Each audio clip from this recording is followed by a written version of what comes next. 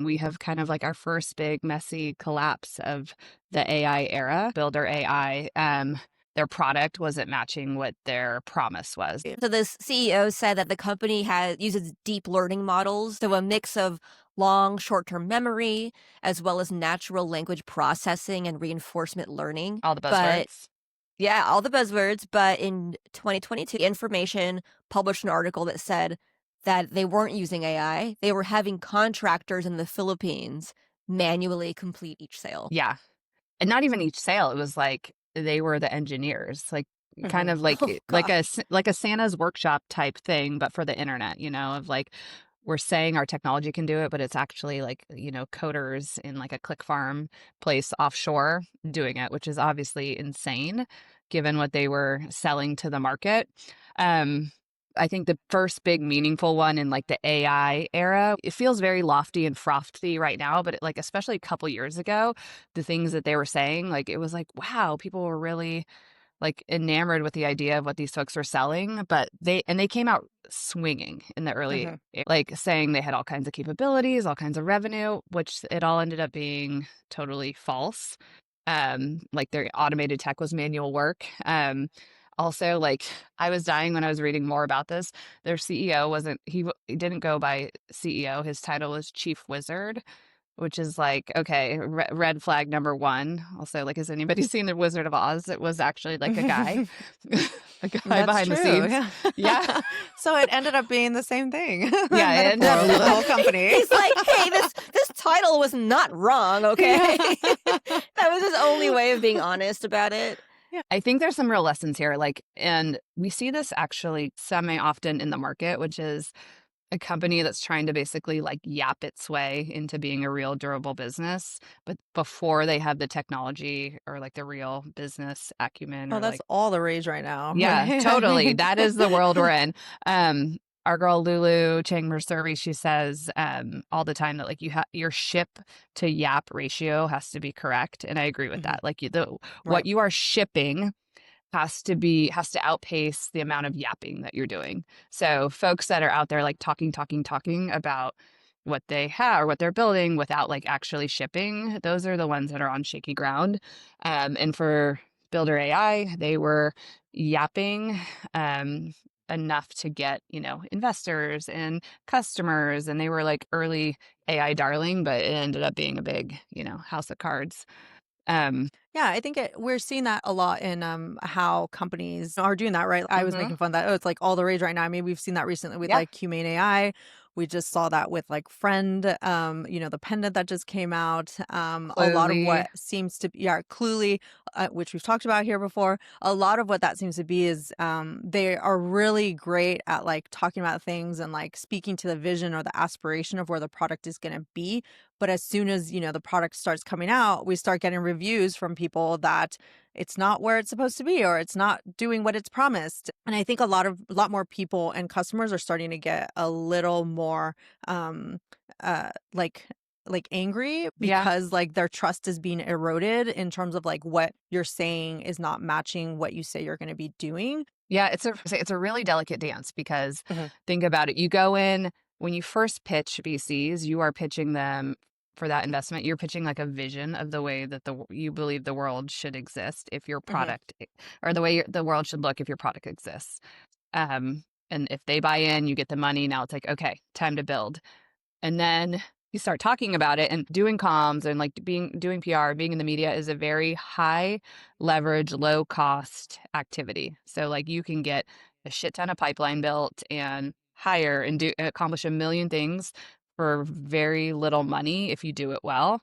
But the timelines on those like have to match up. Like what you're building versus all the other motions, they've got to kind of like fall in lockstep, or you're going to end Mhm. up like Builder AI, where you've out yapped yourself. You've made all these promises. You've sold into these customers who like believe what you've said, and not what you've done. And then you get caught kind of like, emperor has no clothes. The market always, it's undefeated. If you end up in that situation, like the market will like write the press release and obituary for you. Like, the truth always prevails. So it's a tough dance these companies have to do. Yeah, I think one of the things that I constantly talk to my clients about is there's a difference between marketing to a VC, which, they want to hear that big aspirational vision that you have for like the company and where you're going to end up versus marketing to your customer who like Hmm. they want a more realistic story about like where the product is now. And I think a lot of companies get caught up in that, visionary tale that they've, already sold to the VC thinking that that's what your customers want. And it's great to talk about it in the context of like, this is why we're building this product and that's going to be on the roadmap later.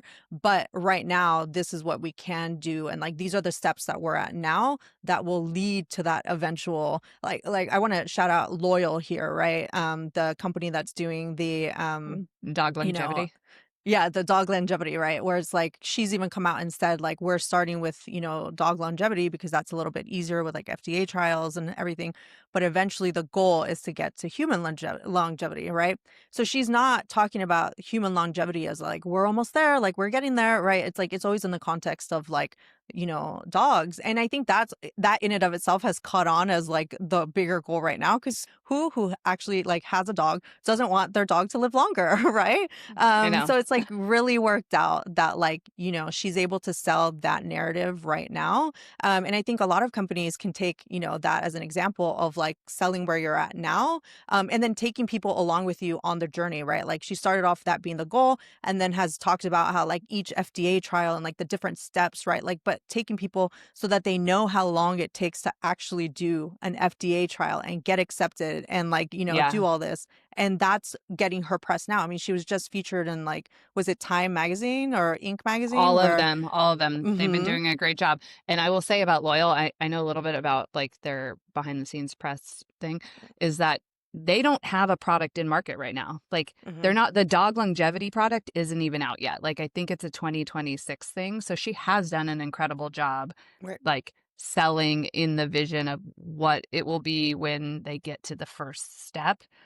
Um, but I Well, they had the think it's clinical trial. So it's okay. not a product, but they have the clinical Yeah. trial. So But she's talking that about that. yeah, but it's she's in a different category because she's not like take booking revenue from individual customers Totally. and promising them that she's gonna like 10x their engineering output, um, in 90 days kind of thing, which Builder AI did and like obviously shouldn't have because Yeah. they So I would couldn't. love your take as like a comms person. Now that this has happened, what would you do to kind of clean up the mess?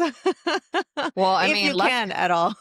well, Builder AI, like they can't. There's nothing to clean up. I think they're like Hmm. bankrupt, dead. Like I don't think there's when I look at them as like the Theranos or the Juicero of the Hmm. AI So it's like done. era.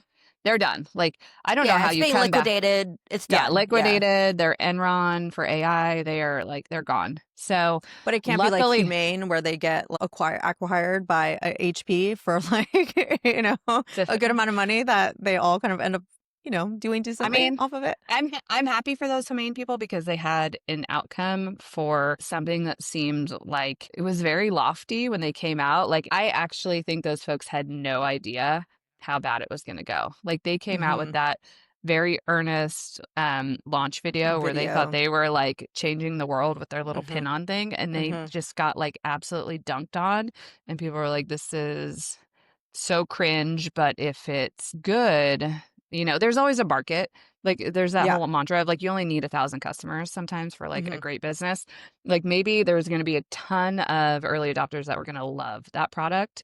Yeah. Um, I mean, I remember when the launch video mhm. came out, people were like, wow, like this would be cool, blah, blah. For me, the turn didn't happen until they started shipping those initial like runs of like the people that had actually purchased the product, right? It was like For sure, $350.